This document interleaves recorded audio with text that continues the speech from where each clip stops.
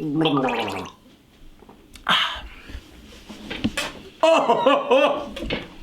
Oh! That'll do.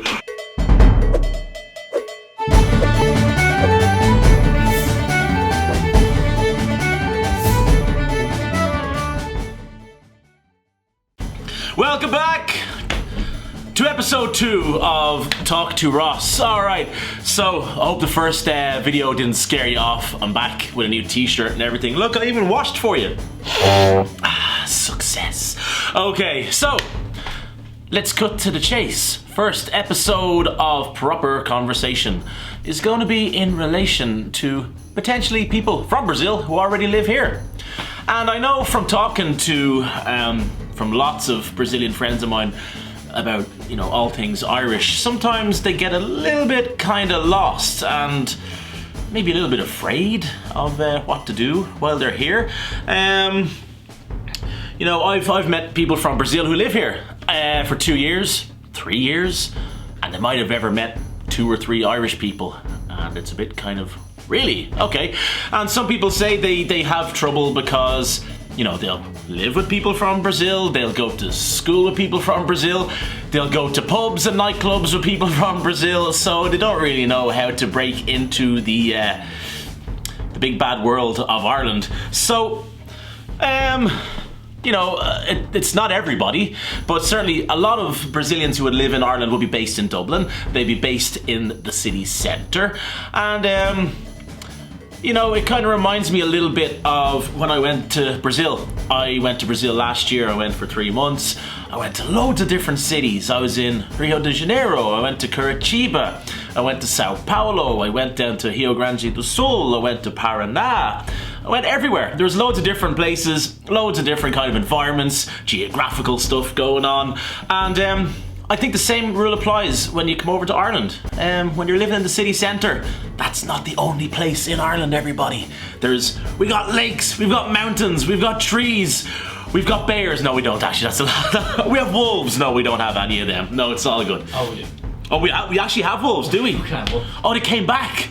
Okay. Oh, we have wolves. Oh no, we got wolves. Oh. So what I'm trying to say, my friends, is if you're walking down O'Connell Street in Dublin, that's not Ireland, okay? It's the same way when I went to Avenue de Paulista last year in Sao Paulo. I didn't say, oh, this is Brazil. So you guys maybe should think about that too. Expand. All good. Yo, yeah. Okay, so another little thing that a couple of you guys are messaging me about on Instagram. I will link you my Instagram, by the way, down below, in the land down under, right below, in a moment. Just look down the bottom of the video. You're kind of asking me about Irish food, Irish cuisine, and again, some people who might be from Brazil, they be living in Dublin, and they don't know too much about Irish food, because you guys have got really good food. You have pão de queijo, you have feijoada. I mean, I'd be the same. I'd be like, give me a ball of cheese. Oh yeah, I got one. This food is really, really good. But in Ireland, we have our own little variations on our own cuisine. So think about it this way. I think that people's, you know, nationality or their cuisine, it's reflected in the weather. So, you know, Ireland gets very, very cold sometimes, believe it or not, everybody. I can't imagine my grandparents saying, oh, I'd love a good Caesar salad. That'd be fantastic. Let's have a salad. Let's go out there and have a big salad and a barbecue. For starts, barbecues didn't exist in Ireland until like about 20 years ago, I think, anyway. So a lot of our food, typical Irish cuisine, would be, funnily enough, potatoes. Everyone knows us for potatoes. So it'd be a solid basis of potatoes, mixtures of vegetables, and then also a meat of your choice. Okay, so the first off, we have a national dish, and it's called Irish stew. S-T-E-W. Absolutely fantastic food. So what it consists of is, first of all, potatoes. Everybody knows Ireland for potatoes. Our potatoes are wonderful. Also, your vegetables are usually going to be carrots and onions, boiled onions, chopped up carrots. Even some crazy people put in little baby sausages. Not quite, you know, your calabresa big sausages, but something really, really small. And a meat of your choice, either beef or lamb. If you're vegetarian, no worries. Just throw the meat outside. It's all good, so to speak. Throw the meat outside. Whoops-a-daisy, that sounds a little bit kind of crazy, doesn't it? Wonderful. Now the thing is, Irish food, generally, it's more for colder weather, as I said. You know, our winters are a little bit cold. So what you need to do is, around about this time of year, October, November, December, January is the best time to have Irish food. Doesn't make too much sense having a stew in the middle of June. Hey, I'm gonna go to the beach and get a little bit of stew in me. Isn't very practical, you know. So definitely a comfort food. We also, Ireland is a really small island, so we have something called seafood chowder. It's like chunks of salmon, you know, little fish salmon.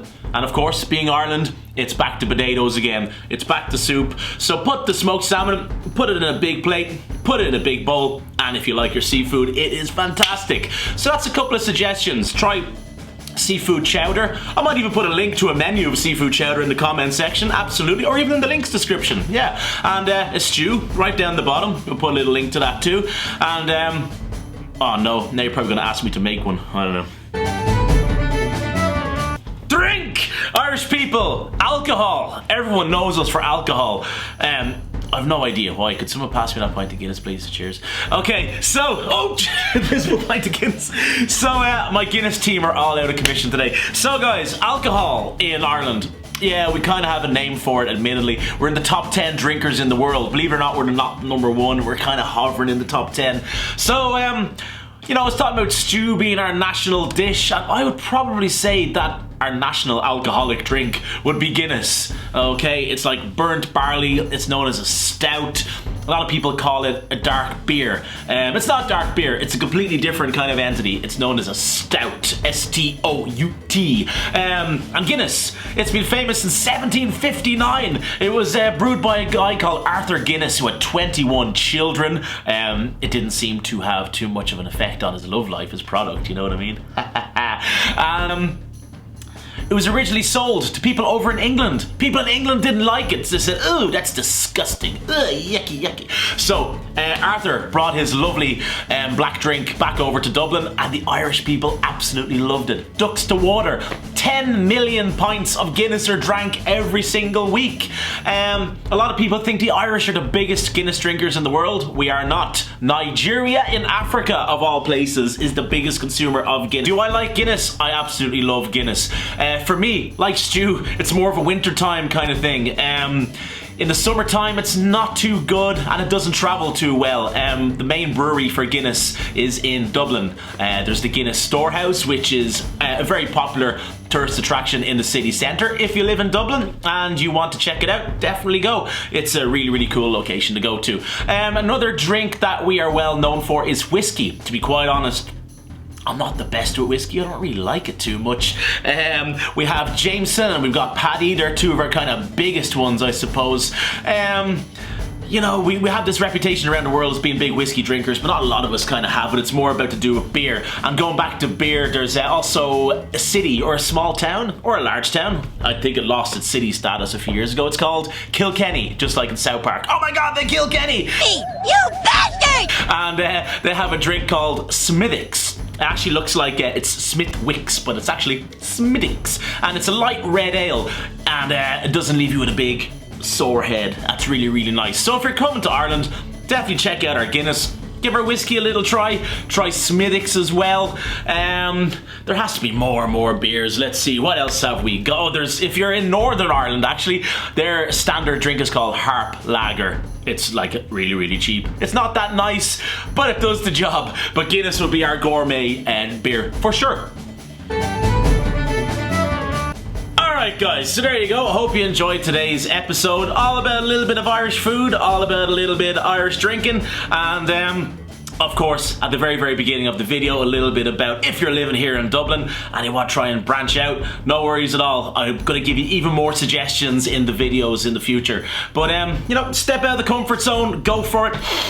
Don't be afraid of the leprechauns. We're good people. So, I'm going to see you very, very soon in the next installment of Talk to Ross. I'm having a great time, and it's been really, really good hearing from you guys. So, right below is going to be the Instagram link, and I will let you guys know when the video is going to be uploaded next. So, thank you so much.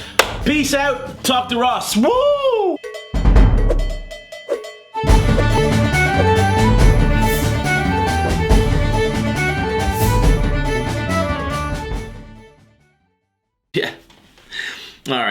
Okay, guys, so there you go. Okay, now I'm gonna try that again because I was kind of looking down at the ground when I did that. Okay. I ain't looking at me toes. Okay, you're looking at me toes.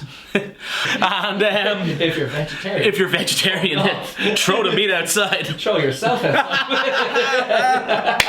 Oh, I love it. This is great. Well, just throw another one too, and just edit it, you know? And it doesn't fix everything. This does. Oh yeah. Hey, I'll go. Oh no.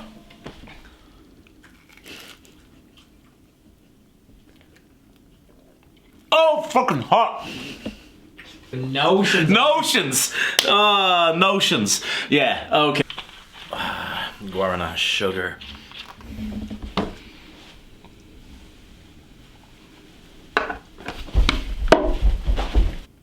You did. Really? Yeah. Bollocks. Oops.